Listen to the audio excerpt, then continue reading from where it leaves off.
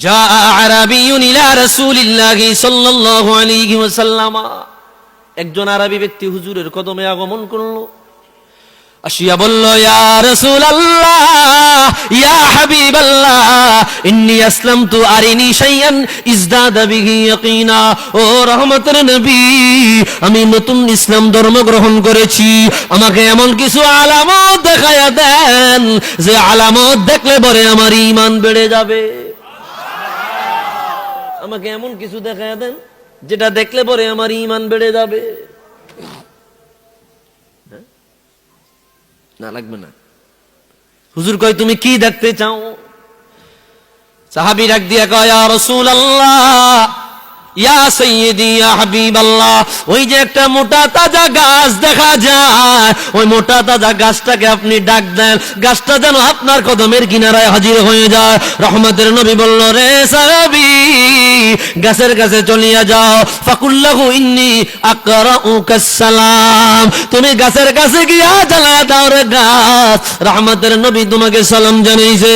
সাহাবী গাছের কাছে চলে গেল, গাছকে গিয়া বলল, রে গাছ, ইন্না রাসূলুল্লাহি ইয়াকরাউকাস সালাম, এরা গাছ, আল্লাহর হাবিব মানুষকে সালাম দেয়, আল্লাহর হাবিব ফেরেশতাদেরকে সালাম দেয়, আল্লাহর হাবিবকে तमाम মাখলুকাত সালাম দেয়। আজকে আল্লাহর হাবিব তুমি গাছকে সালাম জানাইছে, তাড়াতাড়ি রাহমাতুল লিল আলামিনের সালামের জবাব দাও।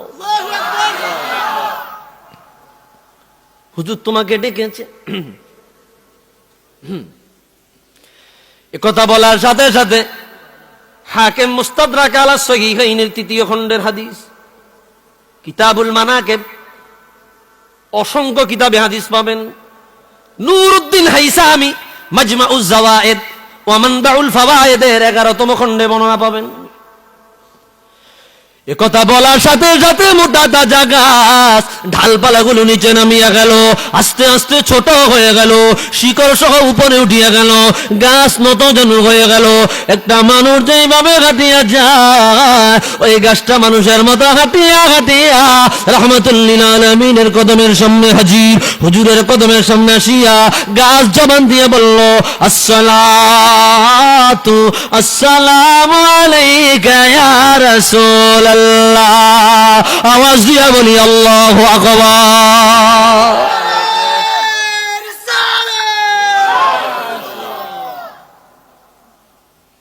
হুজুরকে সালাম দিল কে? কথা কয় না রে, কে দিছে? গাছ। ভাইরা আমার, গাছ নবীজিকে সালাম জানাইলো। শুধু সালাম জানায়া ক্ষান্ত হয়ে নাই, রহমতের নবী বলল, রে গাছ, মা তাশহাদু, তুমি কি সাক্ষ্য দাও, কি বলো? গাছ বলল, ইয়া রাসূলুল্লাহ, ইয়া সাইয়্যিদি, ইয়া হাবিবাল্লাহ, ইন্নী আকুলু আন্নাল্লাহ লা ইলাহা ইলাহান গায়রা, আমি সাক্ষ্য দিচ্ছি গো হাবিব, আল্লাহ ছাড়া কোনো ইলাহ নাই, তিনি ছাড়া কোনো ইলাহ নাই, ও আন্নাকা আবদুহু ওয়া রাসূলুহু, আমি আরো সাক্ষ্য দিচ্ছি আপনি আল্লাহর বান্দা এবং রাসূল। এই কথা কে কইছে চাই কোন তো? সাহাবী দাঁড়ায়া শুনতেছে। একথা বলার পরে সাহাবীর কম্পন শুরু হয়ে গেল। সাহাবী বলল, ইয়া রাসূলুল্লাহ, ইয়া হাবিবাল্লাহ, আমাকে আর কিছু দেখানো লাগবে না, আমি আর কিছু দেখতে পারবো না, এমন জিনিস দেখাইলেন আমার ঈমান বেড়ে গেছে, কিয়ামত পর্যন্ত আমার ঈমানের কমতি আসবে না। আল্লাহর হাবিব বলল, রে সাহাবী, গাছটাকে বলো আগের জায়গায় চলে যায়। গাছ মানুষের মতো হাঁটিয়ে হাঁটিয়ে আগের জায়গায় চলে গেল। সাহাবী বলল, ইযিল্লি কাব্বিলা রাসাকা ওয়া রিজলাইক, ইয়া রাসূলুল্লাহ, ইয়া হাবিবাল্লাহ, অনুমতি দেন, আপনার মাথা মোবারক একটা চুমা দেব, আপনার কদম মোবারকে 2টা চুমা দেব। অনুমতি দিলেন, হুজুরের মাথা মোবারকে চুমা দিলেন, হুজুরের কদম মোবারকে চুমা দিলেন। সাহাবী বলল, হুজুর আমার মন শান্ত হয়ে নাই, অনুমতি দেন, আমি আপনাকে একটা সিজদা দেব। রহমতের নবী বলল, রে সাহাবী, দুনিয়ার জমিনে আল্লাহ আল্লাহর পরে যদি কাউকে সিজদা দেওয়ার বিধান পাওয়া যেত, দুনিয়ার রমণীদের বলতাম তারা যেন তাদের স্বামীর পায়ে সিজদা দেয়। আল্লাহর হাবিব সিজদার অনুমতি দেয় না। একজন সাহাবী রাহমাতুল্লিল আলামিনের সামনে মুআজিজা দেখিয়া ঈমানকে পাকাপোক্ত করিয়ে নিলেন। একটা গাছ রাহমাতুল্লিল আলামিনের রিসালাতের সাক্ষ্য নিলেন। আওয়াজ দিয়া বলি আল্লাহু আকবার। এটাই হচ্ছে রিসালাত। এটা কি রিসালাতের সাক্ষ্য দিয়েছেন। বিসমিল্লাহ। কষ্ট হচ্ছে? হ্যাঁ না, যারা দাঁড়ায় আছে এখন কি ফাও আছে না, এরা হাত দিয়ে আঁটে।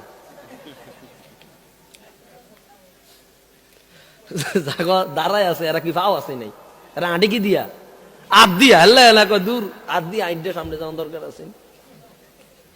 কি শরম কি আটটু দিতাম না, আয়া হরবেন বিত্তে। আল্লাহ কবুল করুক না, আমিন। আসেন, সময় থাকলে আসেন, সময় থাকলে চলে আসেন। আর বেশি সময় একটু মনোযোগ দেন। কষ্ট হচ্ছে? কষ্ট হচ্ছে আপনাদের? উঠা দো পর্দা দেখা দো চেহারা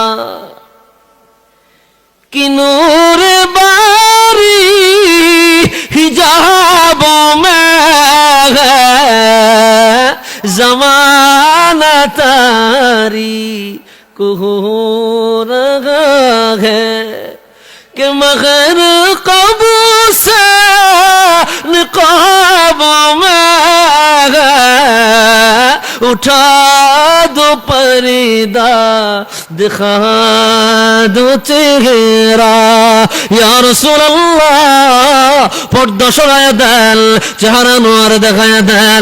আপনার চেহারায় কি নূরের আলো আছে আমরা গুনাহগারেরা দেখব। দয়াল নবীর দিদার কে কে চান? দুই হাত তোল, আল্লাহকে দেখায়া দাও।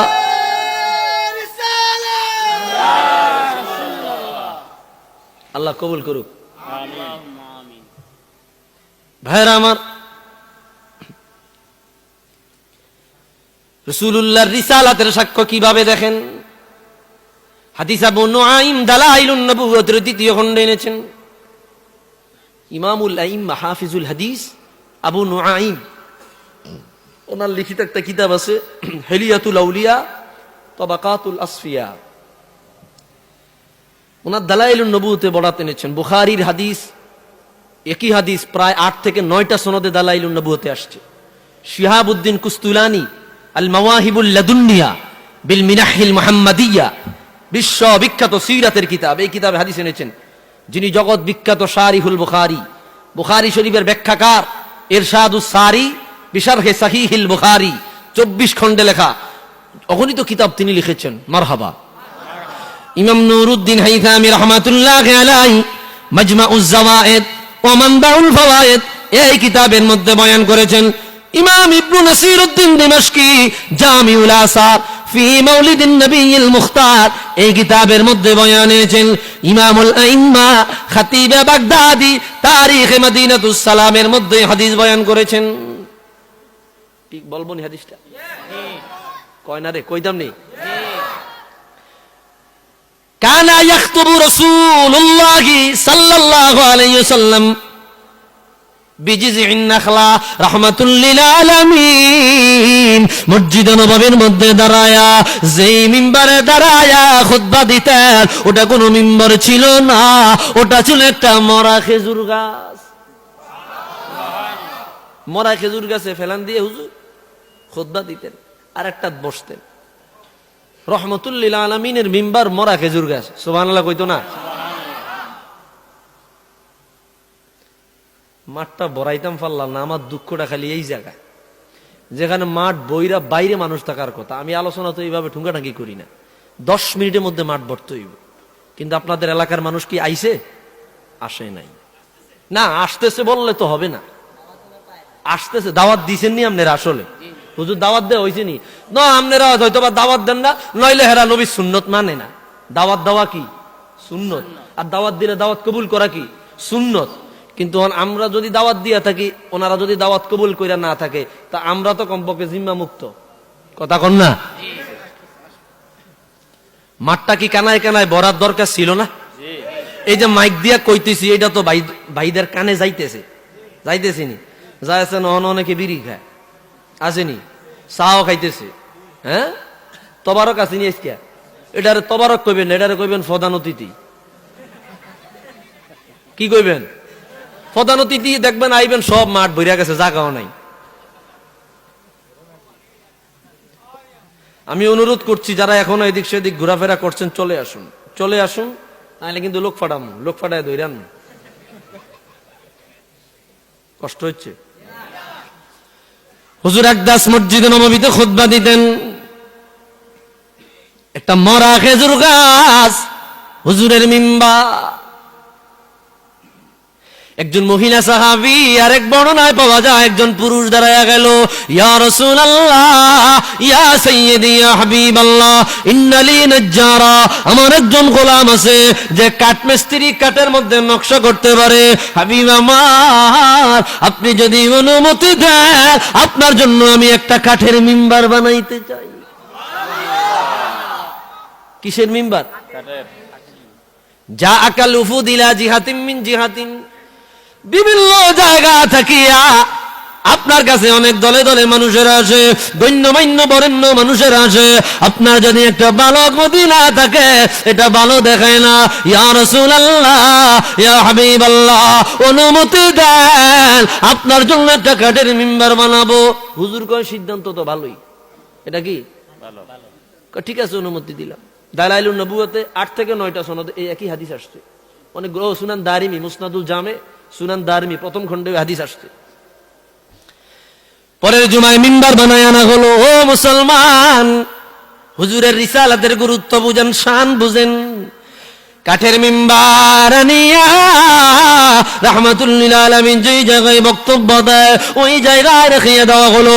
মরা খেজুর গাছ সরাইয়া দিয়া দেওয়ালের কিনারায় রেখে দেওয়া হলো। হুজুর বক্তব্য আরম্ভ করে দিল। হঠাৎ করিয়া মসজিদের ভিতরে গুনগুন কান্নার আওয়াজ। হুজুর ডানে তাকায়, বামে তাকায়, সামনে তাকায়, পিছনে তাকায়, কোথাও থেকে কান্নার আওয়াজ কে কান্দে পাওয়া যায় না। রে সাহাবীরা, তোমরা কান্দো বলে না, হুজুর আমরা কান্দি না। ভালো করিয়া কান লাগাইয়া দেখে রে, একটা মরা খেজুর গাছ কান্দে। কে কান্দে? হুজুর কয়, খেজুর গাছ তুমি কেন কান্দো? খেজুর গাছ বলল, ইয়া রাসূলুল্লাহ, ইয়া হাবিবাল্লাহ, আপনার কদমে ছিলাম, আপনার সংস্পর্শে ছিলাম, বড় আনন্দ পেয়েছি। আপনার থেকে বিচ্ছিন্ন হয়ে যাওয়ার কারণে আজকে আমি খেজুর গাছ কান্দি। খেজুর গাছকে রহমতের নবী বলল, তুমি কি চাও? হুজুর আপনি বলেন। খেজুর গাছ বলল, আপনি বলেন। রহমতের নবী বলেছে, আমি তোমাকে মদিনার বুকে লাগাই দেব, তুমি জিন্দা হয়ে যাবে, তোমার কাছে ফল ধরবে, দিক বিদিক থেকে আল্লাহর বান্দার আসিয়া তোমার থেকে ফল খাইবে। খেজুর গাছ বলল, হুজুর মানি না। তাহলে কি কাম নেই কোন? সুবহানাল্লাহ কয় না? রহমতের নবী বলল, রে খেজুর গাছ, তোমাকে আমি রহমতের নবী কিয়ামতের ময়দানে আল্লাহর যেই জান্নাতে যাব, ওই জান্নাতে লাগায়া দেব। হুজুর খেজুর গাছ বলল, নবী গো, দুনিয়া অবস্থায়, জান্নাত স্থায়, যেই জায়গায় গেলে চিরদিনের জন্য আপনাকে পাওয়া যাবে, ওই জায়গাটা আমি নির্বাচন করিয়ে নিলাম। খেজুর গাছটাকে দাফন করে দেওয়া হলো। যেই দিন কিয়ামত হয়ে যাবে, রহমতের নবী দাঁড়িয়ে যাবে। রহমতের নবী যেই জান্নাতে যাবে রে, ওই জান্নাতে আমার আল্লাহ ওই খেজুর গাছটাকে জিন্দা বানায়া আল্লাহর হাবিবের কিনারায় জান্নাতে লাগায়া দিবে। আওয়াজ দিয়া বলে আল্লাহু আকবার। ইয়া রাসূল,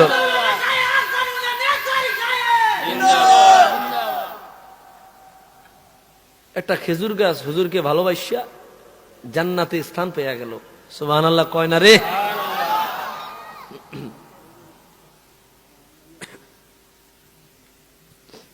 কষ্ট হচ্ছে আপনাদের?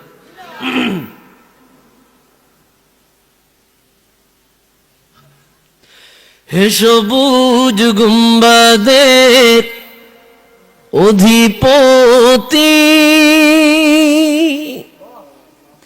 একটু দয়া করোনা তার মহা সাগরে ডুবে যাচ্ছে মোর সফিনা। বলবো বলবো না থাক, আপনারা শুনতে না দিন। ওই তো নি হে সবুজ গুম্বাদের অধিপতি, একটু দয়া করোনা, পঙ্খিলতার মহা সাগরে ডুবে যাচ্ছে মোর সফিনা।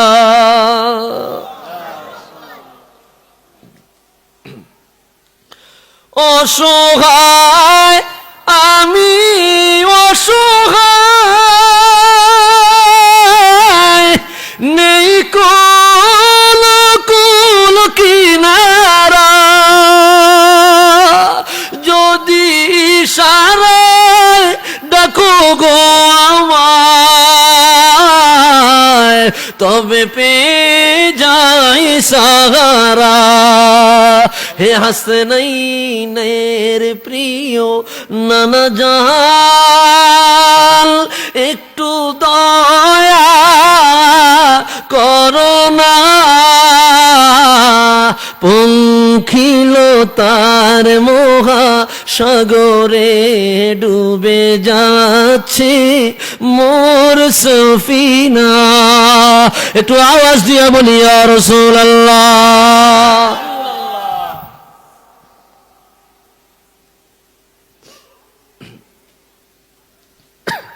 আরেকটি হাদিস শোনায়া দিচ্ছি।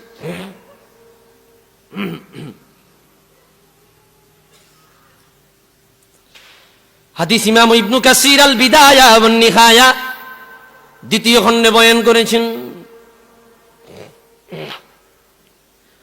নূরউদ্দিন হাইথামি রাহমাতুল্লাহি আলাইহি মাজমাউজ যাওয়ায়েদ ওয়া মানবাউল ফাওয়ায়েদের মধ্যে এনেছেন। ইমাম ইবনে সাআদ তাবাকাতুল কুবরার মধ্যে বয়ান করেছেন।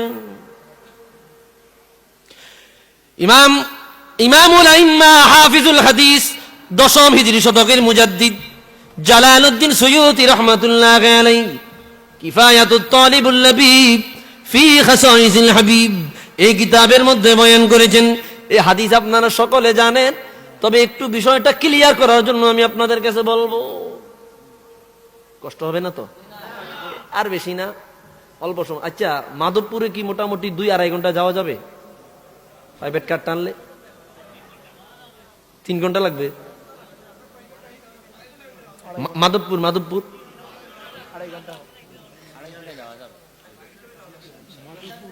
2.5 ঘন্টা যাওয়া যাবে কেন?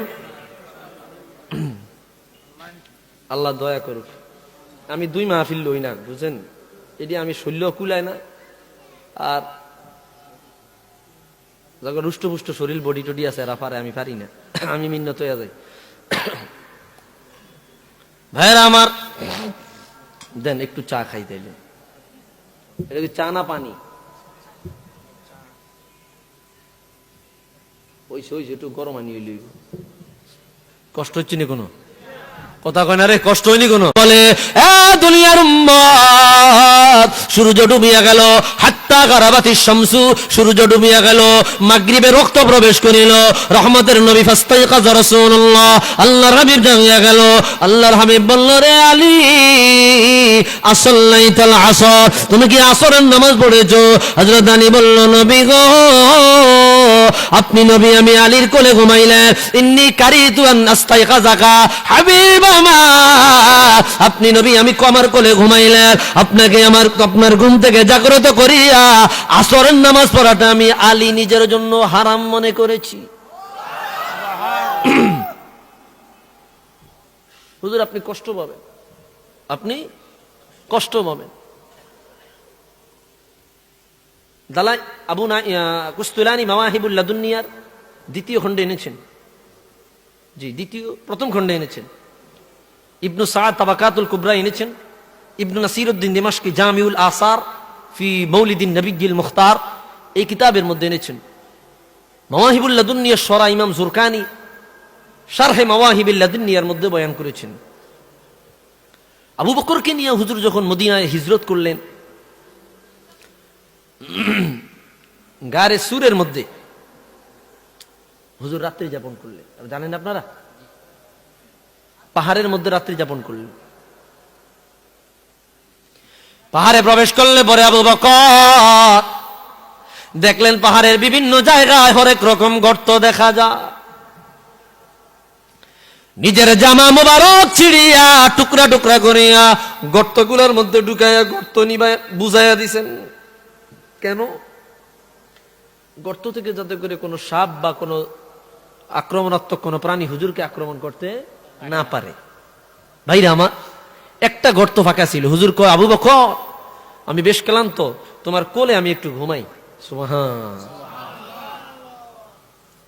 যেই গর্তটা খালি ছিল সাইয়্যিদুনা আবু বকর ওই গর্তে আঙ্গুল ঢুকাইলেন। কেন? কোন বিষাক্ত কিছু যেন বের হয়ে হুজুরকে আক্রমণ করতে না পারে। আক্রমণ করলে আমি আবু বকরের আঙ্গুলে করবে। ও মুসলমান, ও মুসলমান, গভীর মনোযোগ দেন। আল্লাহর কি কুদরত!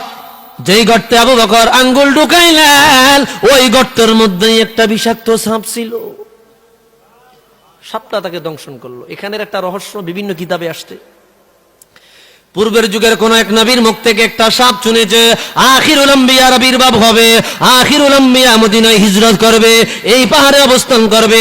সাপ বলেছে, আল্লাহ তুমি আমার হায়াত নিও না, রহমতুল লিল আলামিনের সাক্ষাৎ আমারে দেখায়ও। যতদিন পর্যন্ত রহমতের নবী না এই পাহাড় দিয়া যায় ততদিন পর্যন্ত আমার মরণ দিও না। আল্লাহ সাপের দোয়া কবুল করেছে। ওই সাপ ওই গর্তের মধ্যে হুজুরের আগমন পর্যন্ত ছিল।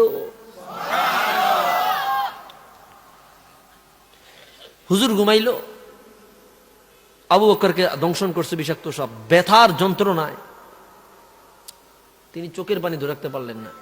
হুজুরকে কি জাগাইবে নাকি জাগাইবে না, জাগাইতে পারতেছে না। হুজুরের ঘুম আমি আবু বকরের ব্যথার চাইতেও দামি। সুবহান। হুজুরকে কষ্ট দেওয়া যাবে না। হঠাৎ করে এক ফোঁটা চোখের পানি রহমাতুল লিল আলামিনের চেহারা নোয়ারে পড়ল। চোখের পানি গরম না? হুজুর জায়গা গেল, রে আবু বকর কেন কাঁদো? রহমাতুল লিল আলামিনের জবাবে আবু বকর বলল, ইয়া রাসূলুল্লাহ এই ঘটনা। রহমাতুল লিল আলামিন বলল, দেখি আঙ্গুল দেখি। হুজুর একটু থুতু মোবারক লাগাইয়া দিলে পরে হাত ভালো হয়ে যায়। আবু বকর কষ্ট পাইয়া রহমাতুল লিল আলামিনকে ঘুম থেকে জাগায় নাই। এটাই হচ্ছে সাহাবায়ে কেরামের শরীয়ত। আলী ঘুম থেকে হুজুরকে জাগায় নাই। আলী বলল, নবী গো ঘুম থেকে জাগায়া আমি আসরের নামাজ পড়ব, এটা আলীর তরিকা হতে পারে না। আল্লাহু আকবার। রহমতের নবী বলল, রে আলী তুমি কি আসরের নামাজ পড়তে যাও? জি। ওয়াক্ত মতো না কাজা? আবু আলী বলল, হুজুর আপনার জবান দিয়া ওয়াক্ত মতো আসর পড়াইয়া দেওয়ার কথা যেহেতু বের হয়েছে, আপনি নবী ওয়াক্ত মতো আসরের নামাজ পড়াইয়া দেওয়ার যোগ্যতা রাখেন। তখন কি আসর রক্ত আসেনি? মাগরিব রক্ত ঢুকে গেছে না? তুমি রাসূলুল্লাহর শান খুঁজা পাও না। তুমি সোহ লাগাইছো কাঠের চশমা। কি চশমা? কথা কয় না রে। কাঠের চশমা লাগায়া হ্যাঁ রাসূলুল্লাহর শান খুঁজা পাইবনি? হ্যাঁ, আজকে এক শ্রেণীর মানুষ বাইরে গেছে, এরা প্রচার করতেছে রাসূলুল্লাহর সম্মানিত পিতা মাতা আব্বা আম্মা ওনারা নাকি মুশরিক জাহান্নামী ছিলেন। জোরে কইতেন না, জোরে কইতেন না। সাইয়্যিদা তাইয়্যিবা তাহেরা আম্মা আমিনা এবং হযরত খাজা আব্দুল্লাহ ওনারা নাকি মুশরিক জাহান্নামী ছিল।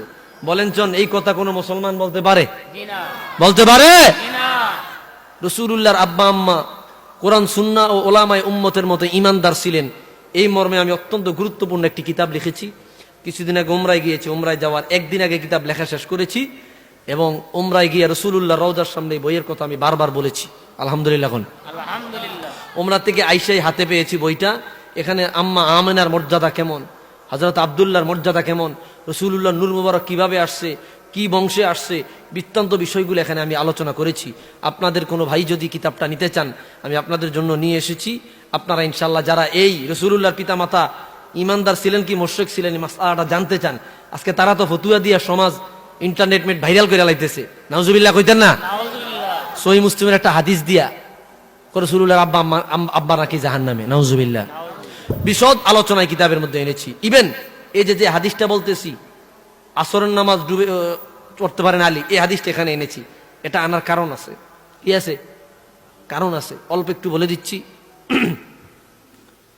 তারা, আমরা জানি রসুলুল্লাহর আব্বা আম্মাকে রসুল জিন্দা করাইছে কবর থেকে, জিন্দা করা ইমান আনাইছে, এরকম একটা হাদিস আমরা জানি না? অনেকে জানি। তারা বলতেছে হাদিস জাল। এই হাদিস কি? জাল। এই হাদিস জাল না। ইমাম জালালউদ্দিন সুয়ুতি এই হাদিসের উপর একটা কিতাব লিখছে। আলহামদুলিল্লাহ। রসুলুল্লাহর পিতামাতা ইমানদার ছিলেন, এর উপরে তিনি 6টা, কেউ কেউ বলে 12টা কিতাব লিখছে। আলহামদুলিল্লাহ। তো ইমাম সুয়ুতির চাইতে বড় আলেম এরা। ইমাম জালালউদ্দিন সুয়ুতির চাইতে এরা বড় আলেম, যারা কয় রসুলুল্লাহর আব্বা আম্মা মুশরিক। বড় আলেম? ইমাম সুয়ুতির জুতার সমান হইছে ভাইরা আমার। তাই তাদের ফতুয়া, মৃত মানুষ যারা মইরা গেছে তাদের শরীয়ত শেষ। শরীয়ত কি? সুতরাং এদেরকে কবর থেকে জিন্দা করায়, অর্থাৎ পিছনে বেকাইন না, ইমান আনয়নটা কোনো উপকারে আসবে, এটা তারা বলে। তা আমরা এর পক্ষে কয়েকটা দলিল দিছি। এটা দিতে 1 নম্বর দলিল দিছি সূরা বাকারা, গরুর নাম, গাভীর নামে। কিসের নামে? বুঝেন না কথা? কিসের নামে? গাভীর নামে না? যেই গাভীর ঘটনা কেন্দ্র কইরা বানি ইসরায়েলে 1 লোক হত্যা হইছে, আল্লাহ তাআলা গরু জবাই করতে বলছে মুসা নবীকে, গরু জবাই করছে, বলছে গরুর গোশত দিয়া মৃত ব্যক্তিরে বাড়ি দাও, মৃত ব্যক্তি জিন্দা হয়ে যাইব। জিন্দা হয়ে বলবে কে তাকে মারছে।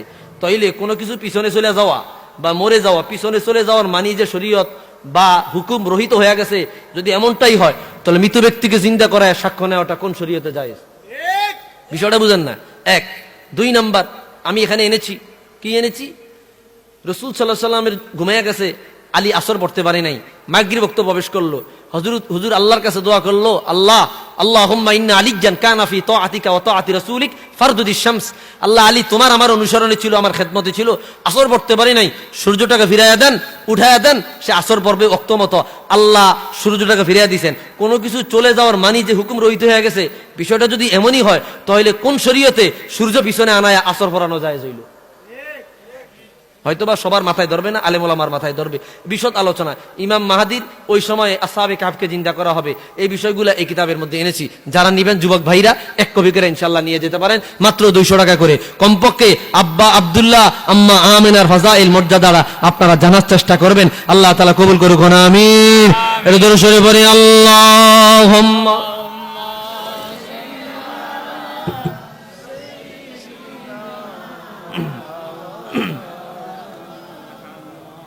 وعلى آل سيدنا اللهم صل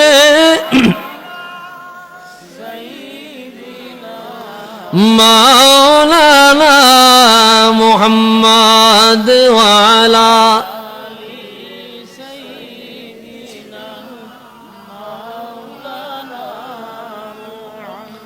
ভাইরা আমার, সর্বশেষ হাদিস। সময় হয়ে গেছে, 10 মিনিটের মধ্যে আমি বয়ান শেষ করে দিচ্ছি। রাসূলুল্লাহর কদমে একজন সাহাবী আগমন করলো। ইমাম কাজী আইয়াজ কিতাবুশ শিফা বিতারিফ হুকুকিল মুস্তাফা, এই কিতাবের মধ্যে হাদিসটি বয়ান হয়েছে। আর অসংখ্য কিতাবে আসছে। ইমাম ইবনুল কাইয়্যিম আল জাওজিয়া কিতাবুর রূহের মধ্যে হাদিস বয়ান করেছেন। জাদুল মাআদ ফি হাদি খাইরিল ইবাদ, এই কিতাবের মধ্যে হাদিসটি বয়ান হয়েছে। সাহাবী আসিয়া বলল, ইয়া রাসূলুল্লাহ, ইয়া হাবিবাল্লাহ, মাতা সাআ, কিয়ামত কখন হবে? কিয়ামত কখন হবে? হুজুর বলল, ওয়াইলাক ওয়া মা আদাদ দালাগা, এরে সাহাবী, কিয়ামতের জন্য তুমি কি প্রস্তুত করেছো? কিয়ামতের জন্য তোমার প্রিপারেশন কি? জি, আমি মুখে বয়ান করে দিচ্ছি, আপনারা শুনেন, কথা বলা যাবে না, লাইটটা বেদেন শুধু সবাই। তুমি কিয়ামতের জন্য কি প্রস্তুত করেছো? বলে, হুজুর কিছুই নাই। লা সালাতা ওয়ালা সিয়ামা ওয়ালা সাদাকাতা ইল্লা আন নুহিব্বাল্লাহ ওয়া রাসূলা। কোন নামাজ নাই, তেমন ভালো ইবাদত নাই, তেমন রোজা নাই, তেমন যাকাত নাই, তেমন সদকাতুল ফিতর নাই, কোন ইবাদত নাই। আয় আল্লাহ তাআলা, আয় আল্লাহর রাসূল, একটা ইবাদত আছে, সেটা হলো আমি আপনি আপনার রব মাবুদ আল্লাহ এবং আপনি রাসূলকে মনে প্রাণে ভালোবেসেছি। আরো জোরে বলি সুবহানাল্লাহ। আল্লাহ এবং আপনি রাসূলকে মনে প্রাণে ভালোবেসেছি, এতটুকুই আছে। হুজুর বলল, রে সাহাবী, তো তোমার জন্য আমি একটা বিধান জানাইয়া দেই। আলমার ওমা মান আহাব্বা, অন্যরা আছে আনতা মা মান আহবাবতা। দুনিয়ায় যে যাকে ভালোবাসিবে কিয়ামতের ময়দানে সে তার সাথে জান্নাতে যাবে।